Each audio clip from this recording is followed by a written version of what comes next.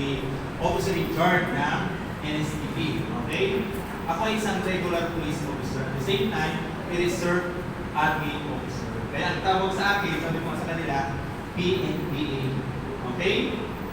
Bakit PNPA? Sino yung nag-exam ng PNPA last August 4? Okay, ha? Good luck, ha? Good luck sa inyong the result, para sa result ng PNPA. Kasi maybe next year nilalabas yung result. Pag pumasa kayo, okay, mag-process yung mga requirements dun sa PNPA. Then, maganda sa training kayo ng 4 years. Then, right after the training ng 4 years, they're making this good end.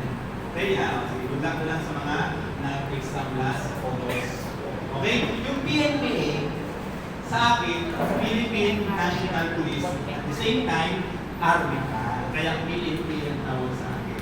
Okay? PNPA. Okay na ba kayo?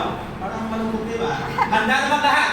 Yes, sir! Isay, handa na bang lahat? Ang sigaw, aba, syempre. Kaya, ready? Handa na bang lahat? Walang energy dito. Siguro, gusto mo na. Ako na bang last present? Ay, present. Meron pag susunod. Wala na, sir. Okay. Okay, maganda. 30 minutes lang ito. Gagawin ko 29 minutes. Okay?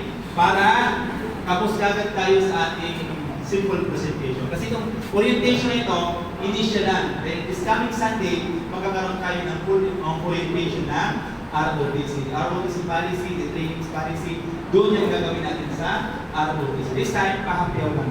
Okay? Next slide, please. Okay, makikita natin yan. Si Coco yan, ha? Hindi yan si Coco Martin. Coco lang yan. Okay, next slide. Okay, kailangan ba natin i-take ang NSTP, ROTC?